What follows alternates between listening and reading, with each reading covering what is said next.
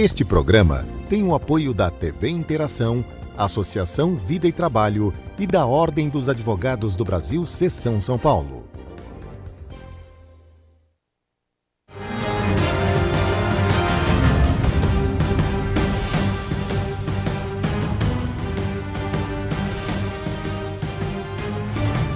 Alô, amigos, bem-vindos ao Gente que Fala. Estamos pela TV aberta, canal 9 da NET, canais 8 e 186 da Vivo.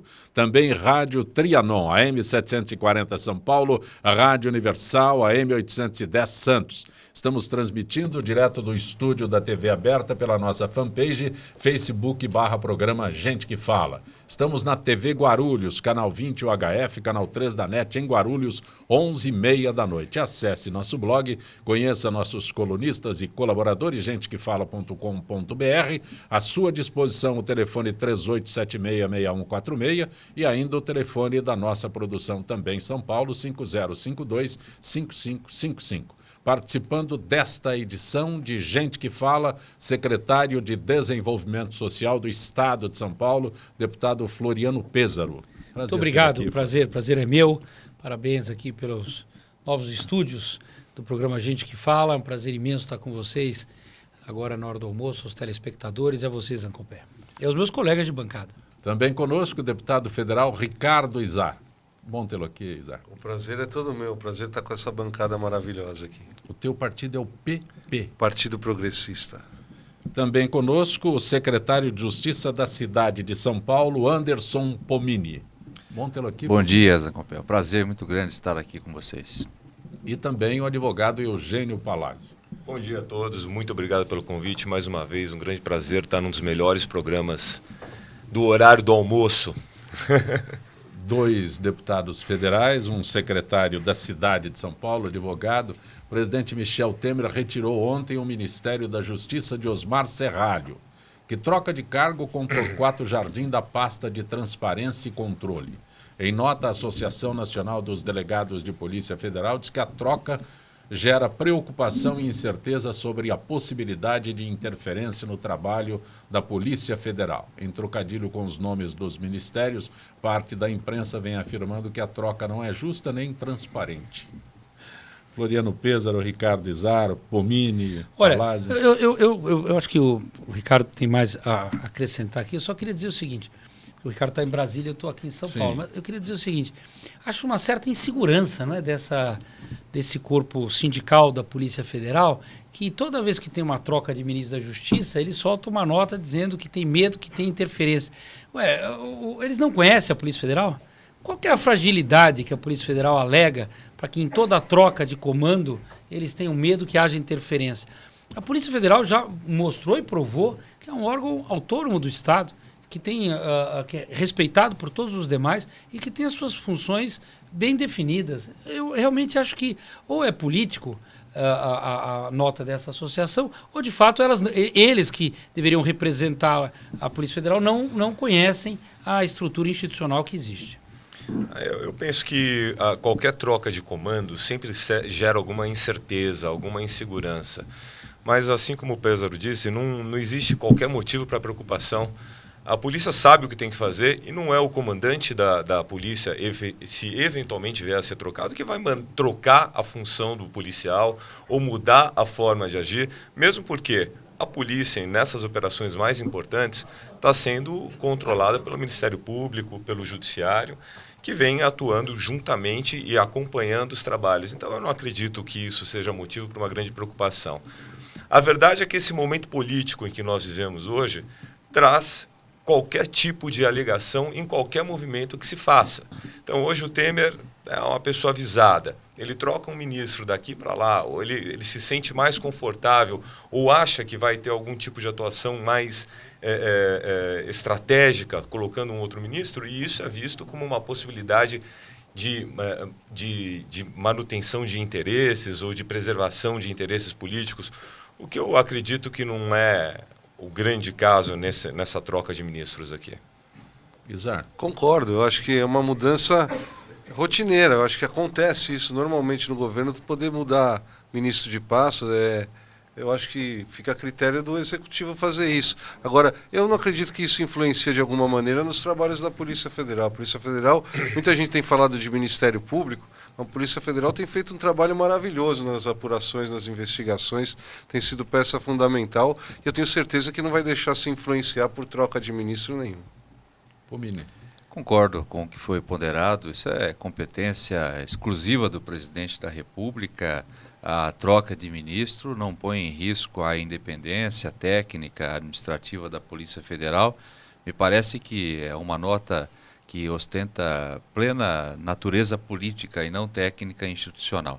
Não há de se falar em risco, em possibilidade de interferência, tendo em vista, inclusive, o grau de maturidade que essa instituição, a Polícia Federal, alcançou e o espaço que ela ocupa hoje dentre os órgãos de controle externos da República.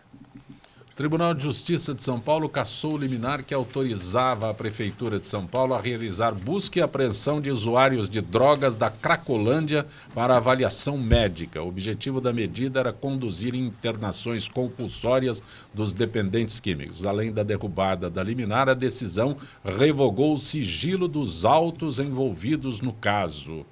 Pomini, Izari, Eugênio, Floriano...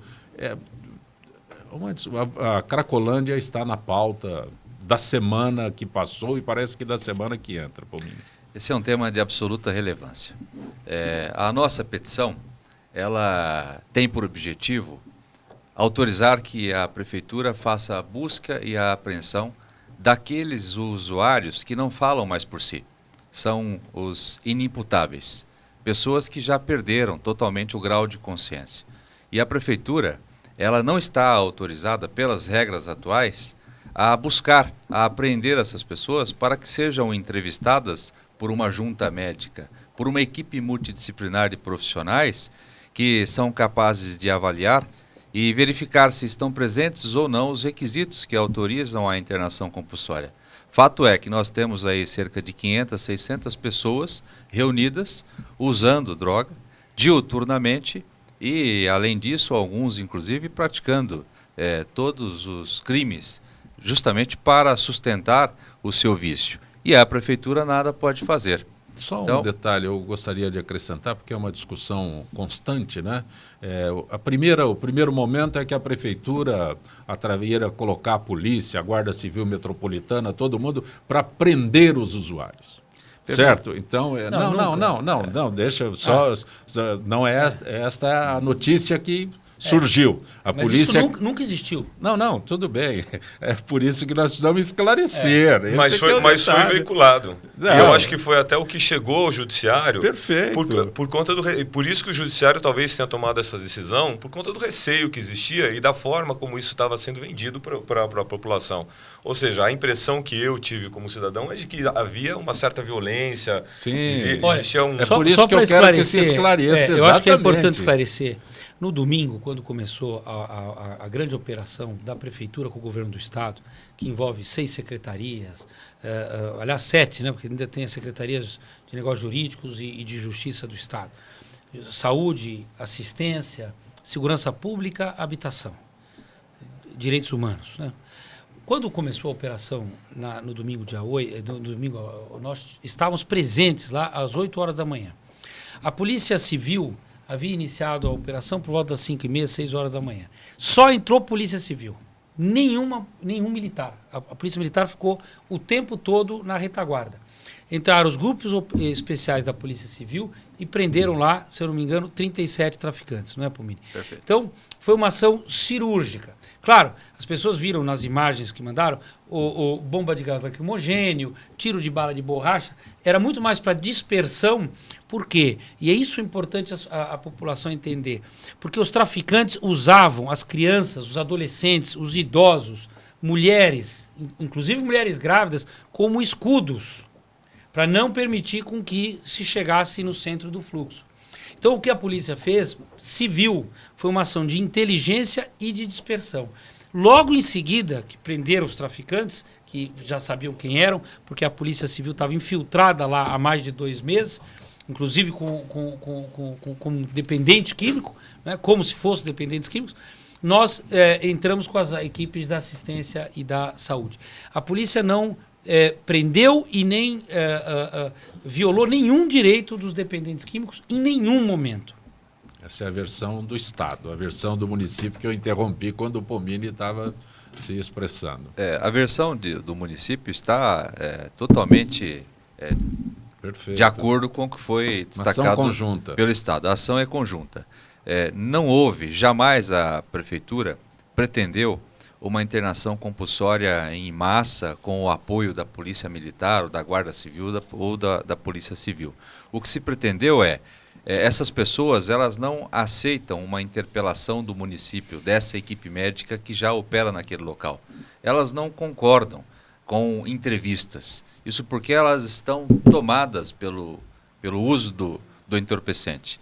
Elas não falam mais por si, são inimputáveis. O Código Penal, ele trata o inimputável como uma pessoa que não tem condições de falar por si. Então, o que a Prefeitura pediu, e essa é uma oportunidade boa para que se esclareça, é a possibilidade de busca e apreensão, para, após uma análise criteriosa médica desta equipe multidisciplinar, emita-se um relatório, um laudo. De posse desse laudo, a Secretaria de Justiça, ela formalizaria um pedido ao juiz para que aí sim, levado em consideração todos os aspectos individuais dessa pessoa, houvesse a autorização para a internação compulsória. Então, e se um desses drogaditos aí não quiser ser tratado, sei lá qual é a situação? Pela liminar que foi requerida e foi deferida inicialmente, a guarda poderia auxiliar para que esta pessoa fosse buscada e apreendida e entrevistada no local adequado.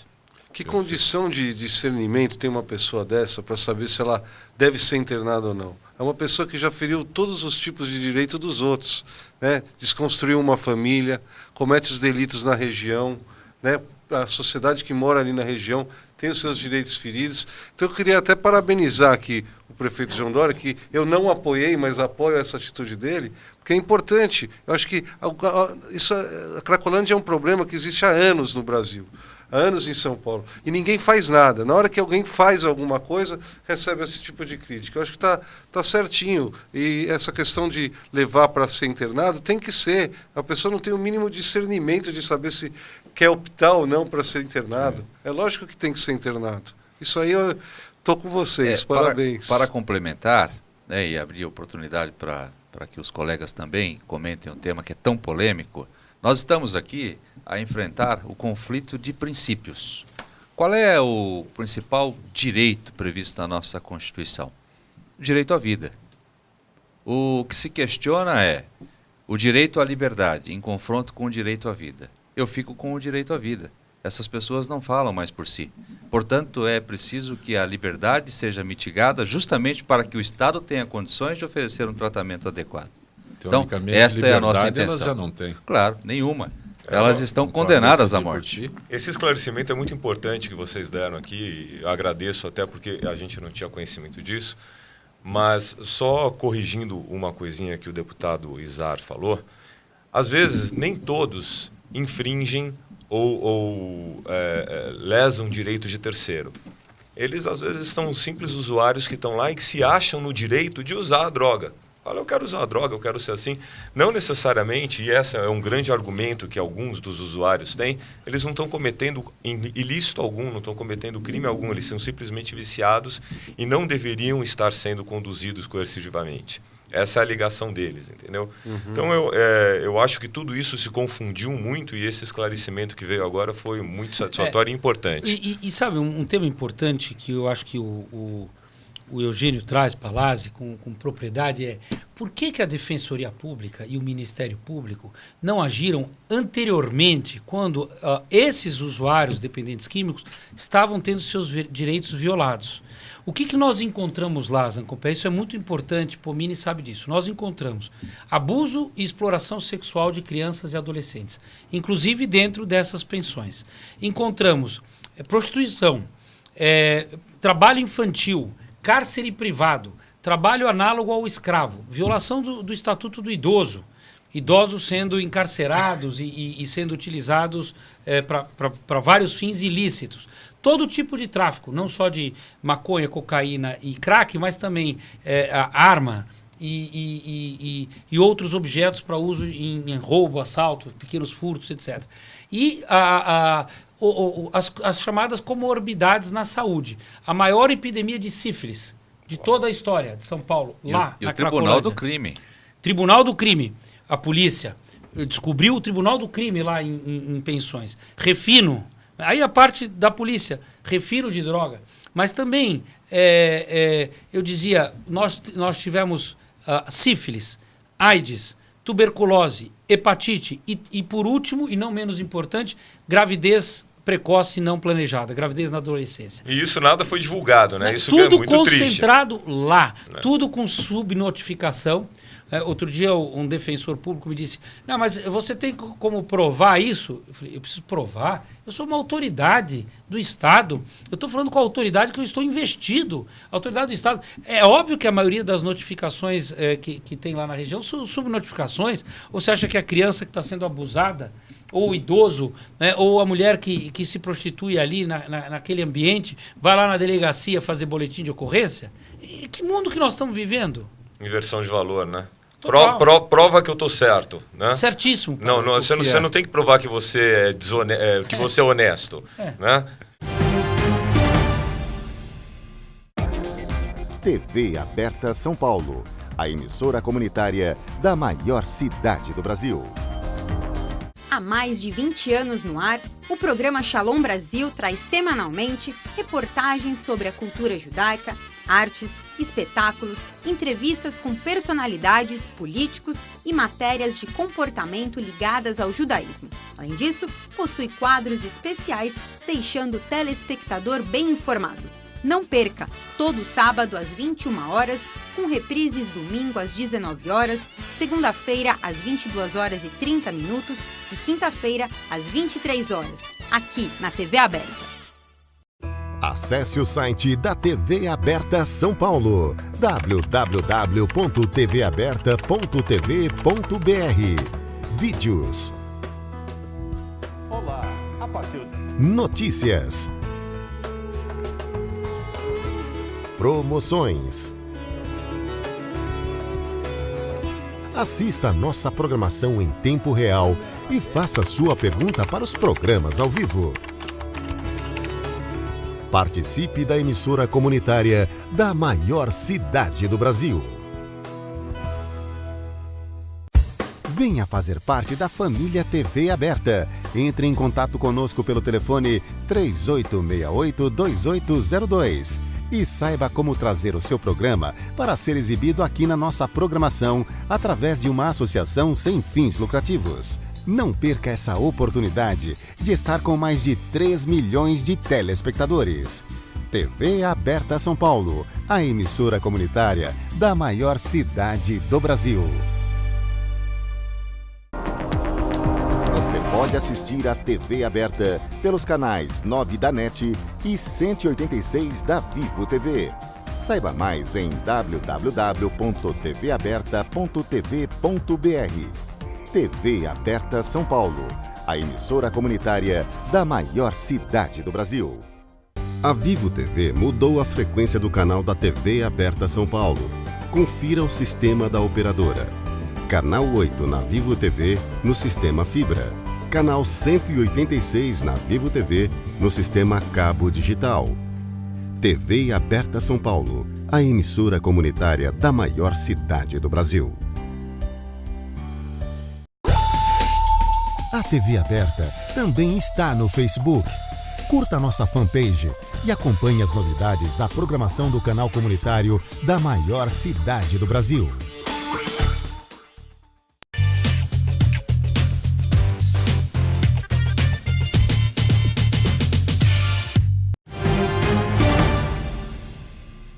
Você está conosco no Gente que Fala. Na edição de hoje, secretário de Desenvolvimento Social do Estado de São Paulo, Floriano Pêssaro, secretário de Justiça da cidade de São Paulo, Anderson Pomini, advogado Eugênio Palazzi e o deputado federal Ricardo Izar.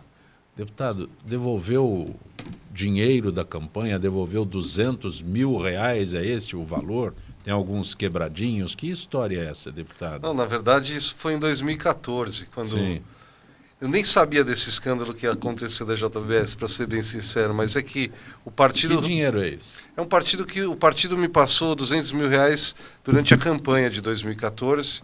Aí quando eu vi que a origem era da JBS, 2 dias depois, eu devolvi para o partido os R$200 mil, porque não tinha nada a ver com a bandeira que eu defendo, que é proteção e direitos dos animais. Como é que eu vou aceitar dinheiro de uma empresa que vive da exploração animal? Então, não caberia...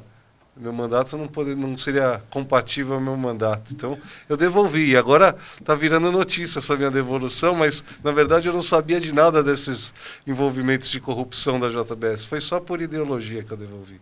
Repete só, o dinheiro foi doado por A JBS doou para o PSD na época, o PSD doou para os deputados que tinham mandato para a campanha. E quando eu vi que a origem era da JBS, eu devolvi para o partido, não aceitei a doação. Só você? Teve o Bolsonaro, parece que fez a mesma coisa que eu. O dele não era porque ele defende os direitos animais, porque ele é a favor da caça e outras coisas mais. Deve ter tido o motivo dele. Bom, só os dois? Isso é motivo para você sair vice do Bolsonaro agora ou não? Não. Só os dois devolveram? Acho que só nós dois.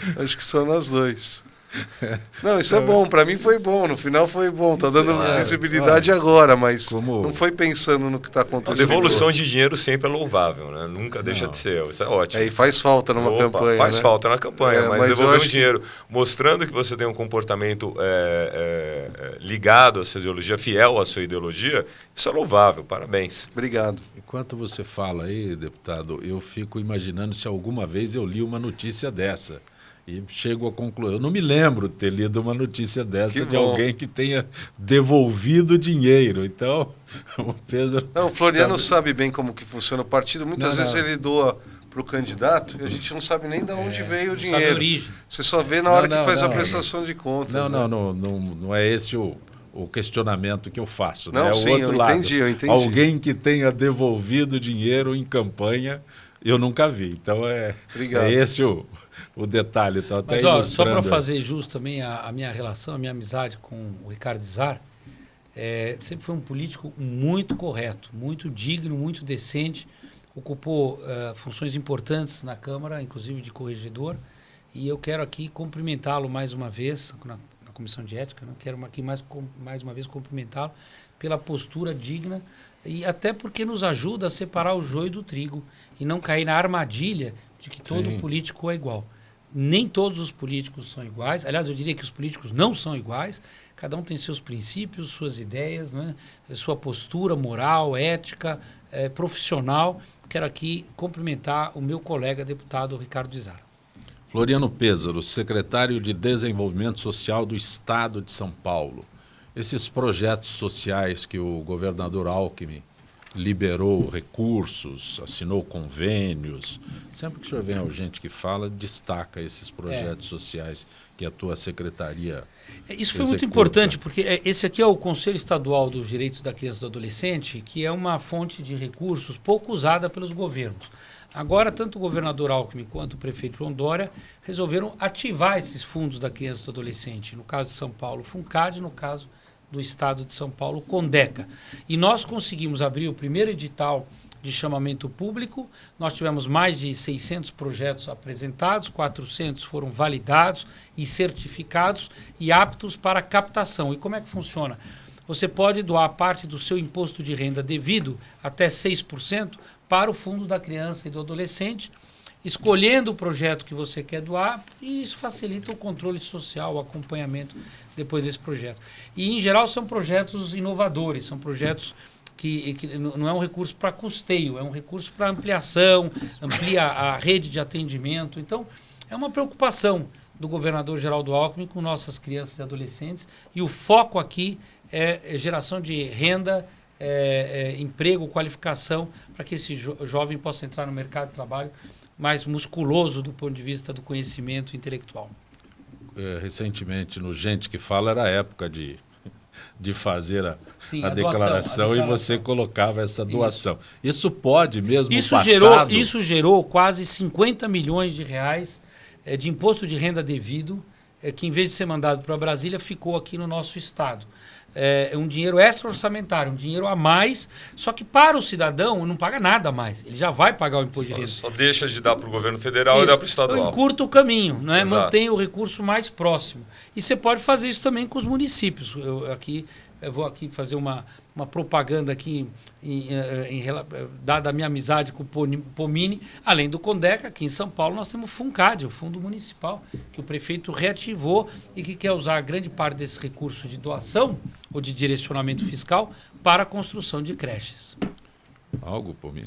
Perfeito. Na verdade, esse fundo, inclusive, que é o Fundo em Favor da Criança e do Adolescente, ele foi utilizado recentemente para que a Secretaria de Educação recebesse doações para viabilizar alguns programas sociais. Então é um fundo muito importante que deve receber um olhar aí dos empresários em especial e de todas as pessoas que possam colaborar com uma área tão carente que é a educação. Estamos falando em doação, e quando empresários doam para a Prefeitura de São Paulo, qual é a realidade disso? Eu quero só que se esclareça, né? Porque claro, doação neste país imagina-se que esteja comprando alguma coisa. É propina, né? É o toma lá da cá. O prefeito de São Paulo fomentou o programa Empresa Cidadã. Ao se deparar com o caixa esvaziado da prefeitura, um rombo de 7,5 bi, o prefeito procurou soluções para enfrentar os problemas que se apresentavam. Por exemplo, a falta de remédios, a falta de equipamentos de informática para todas as áreas, em especial para a área de educação, e tantas outras carências da prefeitura. E todos sabemos, o prefeito ele emerge dentre os empresários. Ele comandou o LIDE, que é a reunião dos principais empresários do país por muitos anos. E, imediatamente, ao se deparar com esses problemas, ele convocou esses empresários para que participassem efetivamente, realizando doações à prefeitura. E hoje nós contabilizamos cerca de 650 milhões de reais que foram doados para a prefeitura. É claro que muitos criticaram e questionaram qual é a razão dessa doação, por que essas empresas estão realizando da minha pergunta. Doações à prefeitura. Então nós entendemos por bem adotar alguns critérios para que essas doações elas recebessem a maior transparência possível. Nós entendemos, Zancomper, que a transparência é o melhor desinfetante. Sempre que houver questionamento dos atos do gestor público, abra as planilhas, convoque os órgãos de controle externo, Ministério Público, defensores públicos, a imprensa em geral, para que saibam o que está acontecendo, o que está por trás disso. E o que está por trás dessas doações? O que está por trás é que o mundo empresarial percebeu que eles precisam participar também de um projeto novo de gestão pública. Eles precisam devolver um pouco à sociedade aquilo que eles conseguiram capitanear durante muitos anos através da venda dos seus produtos no município de São Paulo, através do fomento dos seus negócios. E o prefeito João Dória convenceu essas pessoas a integrar esse projeto. E o resultado está aí, 650 milhões de reais recebidos em favor da população. Essa planilha, é bom que se diga, ela está discriminada no site da Transparência da Prefeitura, ela é atualizada a cada 72 horas. No momento em que o prefeito anuncia, por exemplo, que a Cisco, ela é uma empresa americana instalada no Brasil, ela realiza ou pretende realizar a doação de 300 milhões de reais em equipamentos de informática para a área de educação, esta informação será inserida imediatamente no site da Transparência. Quais são os equipamentos, qual é o valor estimado, o que se pretende com isso, quais são as secretarias ou as pessoas que serão beneficiadas por essas doações. Então, trata-se do programa Empresa Cidadã, a empresa que pretende colaborar com o munícipe de São Paulo. Eu queria só fazer um comentário também, Zancomper. É importante destacar que o prefeito João Dória recebeu uma prefeitura sucateada. As pessoas, talvez o paulistano, não tenha noção. Como eu já peguei uma prefeitura depois do PT, quando o Serra ganhou a eleição, depois da Marta, Eu sei o que o Dória passa hoje com a prefeitura depois do Haddad. É terra arrasada. Não sobra nada.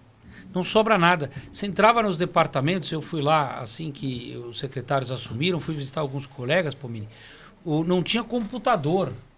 Levam embora. Levam embora. Apagam todos os arquivos. Todos os carros da CET sucateados. Os carros da Guarda Municipal sucateados. Então, o que eu acho que o prefeito Dória fez, com muita propriedade e proatividade, foi ir atrás dos empresários e dizer, olha, eu preciso de uma ajuda inicial. Porque até licitar, mesmo que fosse para usar o dinheiro público do orçamento, até licitar, a cidade ficaria parada. Então, eu acho que o prefeito agiu de forma muito correta e, mais do que isso, com muita responsabilidade. Isso pode ser percebido, inclusive, no funcionalismo público. Eu, por coincidência, tenho um escritório à frente da Prefeitura de São Paulo.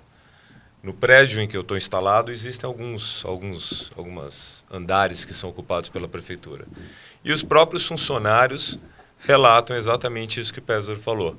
O grande problema, a insatisfação em trabalhar na Prefeitura, a falta de estrutura para se trabalhar. E hoje, esses mesmos funcionários, independentemente da visão política que eles têm, estão muito mais satisfeitos, estão tranquilos trabalhando com o Dória, diz que voltaram a ter uma estrutura, um ambiente de trabalho saudável, salutar e motivador. Pomini, eu só quero, antes que eu convoque aqui o Bruno Shoa, um detalhe. A gente vê no serviço público, muitas vezes, compra de equipamentos que ficam por lá esquecidos. Você se referiu à doação que será usada na Secretaria da Educação. Como isso vai chegar? A minha pergunta é como isso chega lá na ponta. Esses equipamentos foram doados pela Cisco. Esses equipamentos foram importados ao Brasil quando das Olimpíadas do Rio. Todos esses equipamentos, eles seriam devolvidos à origem, portanto, aos Estados Unidos. E a Cisco, através de um contato com o nosso secretário Wilson Point, que é o secretário de desestatização, ela entendeu por bem doar esses materiais, esses equipamentos à prefeitura. Imediatamente, tendo em vista a demanda da área de educação, o prefeito já destinou esses bens à Secretaria de Educação. Portanto, o secretário de Educação já está em contato permanente com a empresa para que esses equipamentos sejam direcionados às escolas, todas as escolas municipais. Então, depende de um rito formal, um contrato que está sendo firmado de doação entre a Prefeitura e a Cisco, e depende também da aprovação dos órgãos de controle, tanto da Controladoria do município como do compliance dessas empresas, para que esses equipamentos sejam efetivamente entregues a todas as escolas municipais. Nós calculamos aí que num prazo de 2, 3 meses, nós já teremos esses equipamentos funcionando e sendo utilizado pelos estudantes da rede pública municipal. Nós tivemos o congresso da ABSECOM e uma reportagem foi feita em parceria TV Aberta e a CESP, por isso estamos convocando para falar sobre esse congresso da ABSECOM o repórter Bruno Shoa.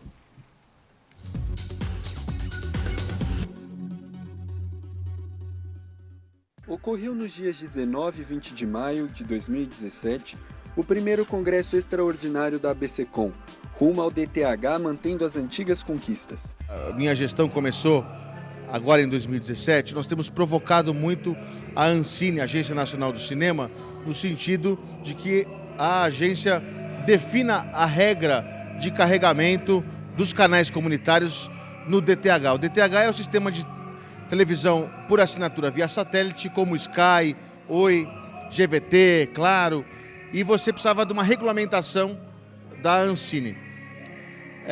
Neste ano, finalmente, depois de muita pressão, muito diálogo também, não apenas pressão, mas diálogo, a Ancine decidiu abrir uma consulta pública para exatamente definir essa questão do carregamento dos canais, não só os canais comunitários, mas de todos os canais obrigatórios.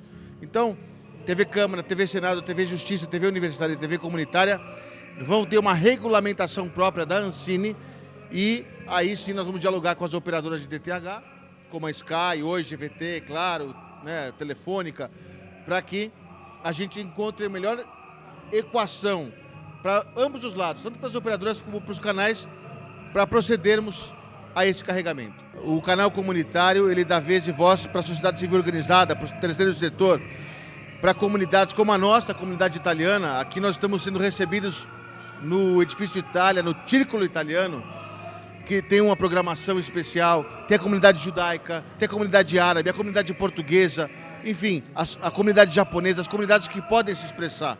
Temos programas de entidades como OAB, sindicatos de engenheiros, sindicatos de economistas, centrais sindicais, fundações, associações, associação comercial, Lions, Rotary. Então, para a mídia, eu acho que para a sociedade é muito importante você ter uma TV comunitária. E é uma mídia diferente, é uma mídia que dá vez e voz para a sociedade. Eu acho que isso é fundamental numa democracia forte. 26 TVs comunitárias participaram do evento, onde foi discutido o futuro dessas entidades que colaboraram para o fim do monopolismo na televisão brasileira, abrindo novas oportunidades para os futuros profissionais de TV. Fazer com que os canais comunitários agora estejam também, não é, dentro de uma outra plataforma, né, que é o caso da Sky, e com mais telespectadores, com mais ouvintes, isso é fantástico. Eu penso que é, sem sombra de dúvida, um progresso para as TVs comunitárias. Eu acredito que nos próximos anos a televisão não vai ter o formato que tem hoje. A televisão vai ser um dispositivo. E lá você vai ter o carregamento, as televisões vão ser Smart TVs conectadas na internet. E a grande história que jamais vai deixar de existir na história da humanidade e da comunicação é a geração de conteúdo. Não é mais a forma que o conteúdo chega no telespectador, no assinante, no ouvinte, mas é o que você vai produzir. A TV Aberta São Paulo, o canal comunitário da maior cidade do país, agradece a iniciativa desses grandes agentes da comunicação e apoia a evolução da mídia brasileira. Este programa tem o apoio da TV Interação, Associação Vida e Trabalho e da Ordem dos Advogados do Brasil, Seção São Paulo.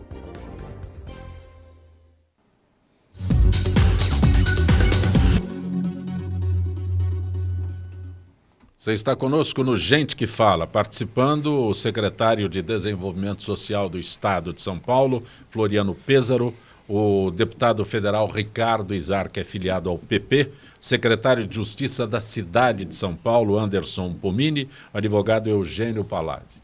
Deputado Ricardo Izar, Luciana de Pirituba pergunta qual é o principal fator que o colocou novamente entre os 10 parlamentares mais bem avaliados.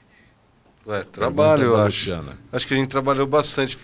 Foram 3 anos que saiu essa pesquisa do ranking político. Eu estava em segundo lugar, agora esses 2 últimos anos ficamos em primeiro lugar como parlamentar mais atuante de São Paulo. No da revista Veja também colocou a gente entre os 5 mais atuantes. Então isso é bom, é reconhecimento de trabalho. Acho que vamos continuar trabalhando, manter a posição, né? Pomini, Jaime do Jardim Bonfilhori, juridicamente como fica a situação dos moradores dos imóveis desapropriados na Cracolândia? Aqueles 2 quarteirões que foram afetados por mais de uma década pelo PCC, eram utilizados inclusive e comandados pelo PCC, eles contam com muitos habitantes que sucumbiram a este comando. São cerca de 700 pessoas que já estão devidamente mapeadas.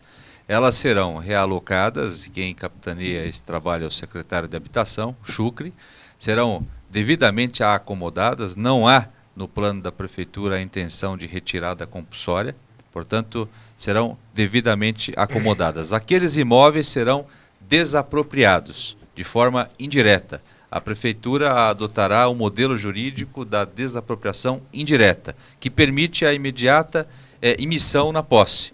E, na sequência, esses proprietários serão devidamente indenizados. O projeto... Não houve ainda uma desapropriação? Não houve. Na verdade, o que nós fizemos até o presente momento foi a publicação de utilidade pública daquelas 2 áreas, daqueles 2 quarteirões, para, na sequência, uma requisição após a transferência de 100% daquelas pessoas e demolição de 100% das 2 áreas, respeitados os imóveis que estão tombados, em especial as fachadas, que serão contempladas a nova construção. E o projeto final pretende agregar aquelas 2 áreas à PPP, que é dirigida pelo Estado de São Paulo, que inclusive já está em fase avançada, para que ali sejam construídos equipamentos públicos e moradias. Posso fazer um apelo para o Pomini? Desculpa, Floriano. Ontem eu mandei uma equipe nossa, sabe que eu trabalho bastante a questão de direitos animais. A gente mandou uma equipe para lá, para a área da Cracolândia, porque tinha muita denúncia de animais abandonados que pertenciam aos dependentes químicos. E muitas denúncias vazias, de que estavam fechados dentro de prédios, mas nós encontramos alguns animais e resgatamos alguns animais. E a prefeitura, eu sei que o prefeito João Dória, ele tem se dedicado também à questão dos direitos animais. Na próxima intervenção que acontecer, não dá para a gente fazer uma parceria com alguma entidade, com alguma ONG, para também tratar desse assunto? Claro que sim, muito bem colocado. Aliás, todo tipo de ajuda, deputado, é absolutamente bem-vinda nesse momento. Todas as associações, ONGs que queiram participar com os animais, mas também em especial com as pessoas que possam colaborar, basta que procure a prefeitura.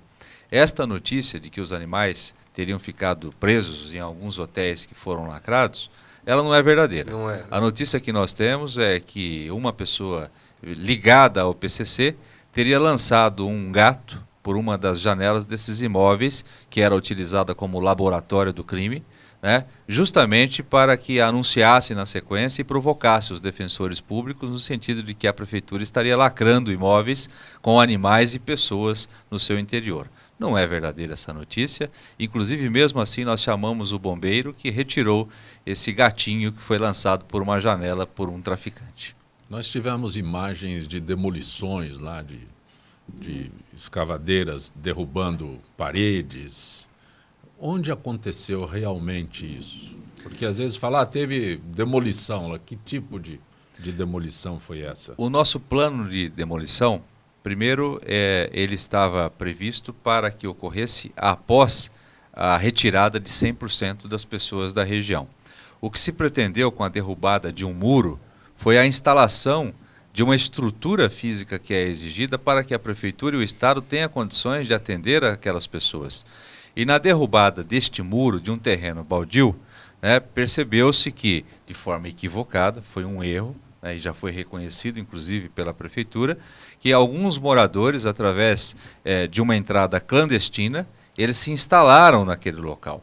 E, muito embora a equipe de demolição desse muro tivesse comunicado todos os moradores daquela região, mesmo assim, quando a máquina, ao enfrentar aquele muro, recebeu a notícia de que moradores estavam lá instalados e imediatamente ela foi parada e mesmo a derrubada de qualquer muro simples, ela ficou proibida por orientação da prefeitura, até que 100% dos moradores eles estejam transferidos para outro local.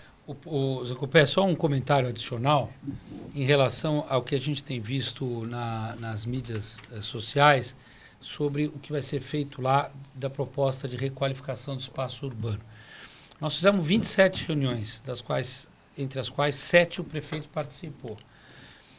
Em todas as reuniões ficou muito claro que o que será levado para lá é a habitação popular, de baixa e média renda. Portanto, eu vou pedir aos petistas, o pessoal do PSOL, que fica aí na rede o tempo todo falando, não há especulação imobiliária naquela região. É óbvio que a região será requalificada e, portanto, será valorizada. Ali, o que nós queremos para toda a cidade. O fato é que nós estamos lá investindo em 1.800 habitações de caráter popular, para até 3 salários mínimos e acima de 3, entre 3 e 6. Então parem de falar bobagem. Não há especulação imobiliária por trás. Citam até nomes de empresas. Lá será habitação popular, é a PPP da Minha Casa Minha Vida com a Casa Paulista. Pois não? Nada. Pêsaro. Júlia dos Campos Elíseos Pêsaro pergunta sobre a nova lei da migração. Bom, ela é uma lei que, na verdade, atualiza a legislação de imigrantes no Brasil, que datava de 1950. O Brasil é um país de imigrantes, não é? Todos nós somos imigrantes, a Júlia deve ser também. E em todos os fluxos migratórios que nós tivemos desde o século XVIII, XIX, XX, agora no século XXI, ele tem especificidades e características. A lei do senador Aloysio Nunes Ferreira é uma lei que, na minha opinião, é o final de um processo de debate intenso que ocorreu na Câmara Federal e depois no Senado, e acho que nós conseguimos, inclusive, melhorá-la na aprovação final, porque era uma lei que, no início da sua discussão, daria aos imigrantes, antes de se nacionalizarem, até o direito ao voto. Era um pouco a mentalidade petista, né? De dar aos cubanos e aos venezuelanos. Eles teriam os mesmos direitos que os nós, mesmos direitos que nós, brasileiros, antes de serem cidadãos naturalizados. Então, acho que a lei, ela de alguma forma, ela impediu esse avanço que os petistas chamavam de avanços nos direitos humanos, né? E que, na verdade, era tudo uma grande farsa. Era um retrocesso político, vamos ser bem honesto, né? Não, e depois traria uma insegurança para todo o país. Né? Você imagina pessoas que não são brasileiros votando aqui ou escolhendo. Tal. Esse era o início do debate.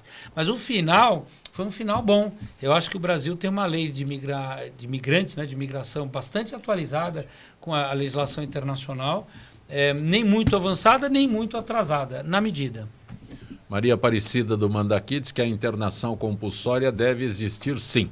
Quem é contra não sabe o que é a rotina de uma pessoa nessa situação, que nem consegue buscar ajuda por conta própria.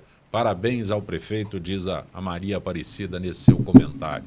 A Vera da Moca Palazzi, o poder público é o principal cliente dos advogados no Brasil? Não sei de onde ela tirou isso, não, absolutamente. Mesmo porque o poder público tem as procuradorias que o representam. O poder público não contrata advogado, não. Marcos de Pinheiros, deputado Izar, como o seu partido se posicionará em relação a um possível afastamento de Michel Temer? Eu acho que é cedo ainda. A gente não teve nenhuma reunião do partido para tratar desse assunto. É cedo que o partido se definiu. A gente não sabe nem se vai abrir o processo de impeachment. Precisa abrir o processo de impeachment para depois a gente se posicionar. Não dá. Por enquanto nós estamos na base e acho que a Câmara não tem que ficar preocupada em fazer essa obstrução do quanto pior melhor, parar os projetos. A gente tem que, como deputado, como parlamentar, a gente tem que estar votando. Votar todos os projetos, as reformas, tudo que foi importante para o país. O Legislativo tem que dar resposta votando projetos importantes. Se preocupar com o afastamento do Temer só depois que tiver aberto o processo de impeachment. Essa situação de momento prejudica a votação das reformas que o presidente propôs? A gente estava falando com o Floriano lá fora, que na quarta-feira, quando explodiu aquela notícia da Globo, nós estávamos sentados ali uns 15 deputados e a gente estava conversando, agora o Brasil está começando a melhorar, né? A economia está crescendo, nós vamos começar a respirar, já dá para aprovar as reformas, estava todo mundo comemorando, deu 10 minutos, saiu aquela notícia na Globo. Aí foi um balde de água fria. Então, eu acho que nós não podemos parar. O movimento econômico que estava vindo, a gente tem que continuar votando positivamente no Congresso, independente de ser favorável ou não ao governo. A gente tem que pensar no país. A questão de quem é contra e quem é a favor do Temer, isso a gente vai discutir na comissão especial do impeachment, se for instaurado. Secretário Péssaro, Carla da Lapa. Carla pergunta em que medida denúncias da Lava Jato estão atingindo o PSDB. Bom, atinge a todos, né? Atinge um sistema político que estava até então instaurado no Brasil e muito ligado ao financiamento de campanha. E também, de alguma forma, mistura o que era de fato propina, não é?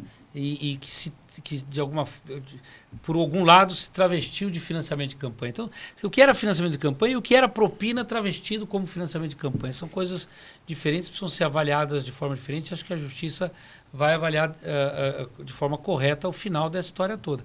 Agora, eu quero aqui ressaltar que o compromisso do PSDB, a despeito de eventuais denúncias, são com as reformas. O compromisso é com as reformas no Brasil. É isso. Como disse o meu colega deputado Ricardo Izar, independente do governo de plantão, o nosso compromisso é entregar em 2018 um Brasil melhor do que o que a gente recebeu dos governos petistas. Secretário Pomini Ronaldo de São Mateus, quando a Prefeitura irá desapropriar áreas invadidas em outras regiões? Isso depende, na verdade, da ação da assistência social. Por hora nós estamos a tratar desta epidemia chamada Cracolândia, mas diversas outras ações, em especial capitaneada pelo Sabará, em parceria com o secretário Péssaro, já estão sendo desenvolvidas nesse sentido. o nosso problema de déficit de habitação é nacional, né? Nós temos aí, eu não sei precisar o número em São Paulo, no município de São Paulo, mas certamente há acima de 50 mil pessoas aguardando uma moradia. Quando o prefeito declara que a Cracolândia acabou... Ele está correto, porque fisicamente aquela Cracolândia, que era a matriz, a sede do PCC, ela está liquidada, não existe mais. Agora, os usuários estão aí, e essa é uma briga longa, né, que a prefeitura, o Estado, os órgãos de controle, a polícia tem que travar contra o tráfico de droga. A Cracolândia, conhecida como a Cracolândia da Luz, consumo, a né? física, do tráfico. ela foi o espaço finalizada. Físico, né? Perfeito. O espaço físico foi finalizado. Mas nós não corremos o risco, porque quando houve uma ação semelhante há algum tempo em gestão anterior, né, o que nós tínhamos ali concentrado na Luz se espalhou pela cidade, nós tivemos subsedes da Cracolândia espalhadas por aí. Nós não corremos esse risco. Essa é a diferença do prefeito João Dória e do governador Alckmin. Certamente não haverá recuo. Muito embora os especialistas de plantão, aqueles que são expertos no tema, né, e eles se enfileiraram para criticar o programa, é nesse momento que o político costuma recuar. Não o prefeito João Dória e muito menos o governador. Então não haverá recuo. Na verdade, o que se tem é uma luta contínua que começa pela Cracolândia, pelo fim daquele espaço físico. E só para acrescentar em relação à dispersão, Zancopé, o outro erro conceitual que a oposição de alguma forma tenta passar. A dispersão é positiva. Eu quero deixar isso aqui registrado. Perfeito. Foi uma estratégia. Nós não conseguimos mais trabalhar no fluxo. Na medida em que a gente rompe com esse fluxo, nós facilitamos a abordagem do serviço de saúde e do serviço social. É mais fácil você abordar um grupo de 10, 15, do que você abordar um fluxo de 200. E dificulta o trabalho do traficante. Porque com a dispersão, o acesso à droga é mais restrito. Porque o traficante tem que ir atrás do usuário. E lá estava tudo concentrado. Foi um erro da gestão anterior, da gestão do prefeito Haddad, abrir para o tráfico aquela região e deixar como uma zona livre de tráfico. Nós estamos retomando aquela região e vamos retomar todas as demais, tratando as pessoas com saúde e assistência. Porque quando se fala em Cracolândia, como jornalista eu vejo dois aspectos ali, né? Tem a Cracolândia do drogadito que vai lá e tem a Cracolândia do traficante que usa aquilo ali. Isso. São duas ações completamente diferentes. Mas as pessoas mas gostam mais de passar a mão na cabeça dos drogaditos. É a mesma moeda. São dois lados da mesma moeda. Sim. Por isso que nós estamos com o trabalho de inteligência policial de um lado e outro lado o trabalho no território com a prefeitura, na abordagem e no acolhimento. Porque o senhor é secretário de Justiça da cidade de São Paulo, esse é um aspecto que as pessoas não falam. Claro. Tem dois claro. diferentes lados ali. O Drauzio, o médico conhecido, né, Drauzio Varela, defendeu em 2013, 28 de 1 de 2013, na publicação de um artigo, a internação compulsória, como uma das medidas de solução. E ao final do seu artigo, ele pede para que os críticos, em especial, né, os especialistas de plantão, fechassem os olhos e imaginassem se ali, naquela situação, se encontrasse um dos seus filhos. E é exatamente esse sentimento que a prefeitura também tenta divulgar a todos aqueles que queiram colaborar com soluções plausíveis para esse problema epidêmico que tomou o nosso município e o país, né? Secretário Anderson Pomini, eu agradeço a tua gentileza ter colocado na agenda da tua Secretaria Municipal o espaço para o nosso Gente que Fala. Muito bom tê-lo aqui.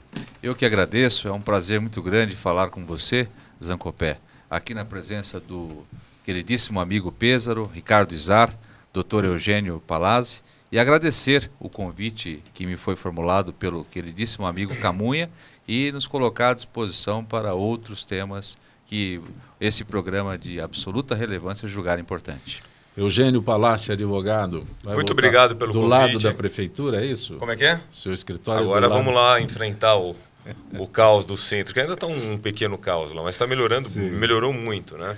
E um adendo ao que o Pêsaro falou, falar que o Haddad errou é pleonasmo. Vamos ser justos aqui, né? Isso A gente não pode deixar passar em branco uma observação dessa. Ricardo Izar, muito bom tê-lo aqui, deputado. Eu que agradeço, para deixar um abraço para o Fausto Camunha e agradecer aos nossos companheiros de bancada. Vai voltar para a corregedoria, né? Não, eu saí fora de lá e acho que vou ficar longe disso. Mas fez um bom trabalho, sem dúvida alguma.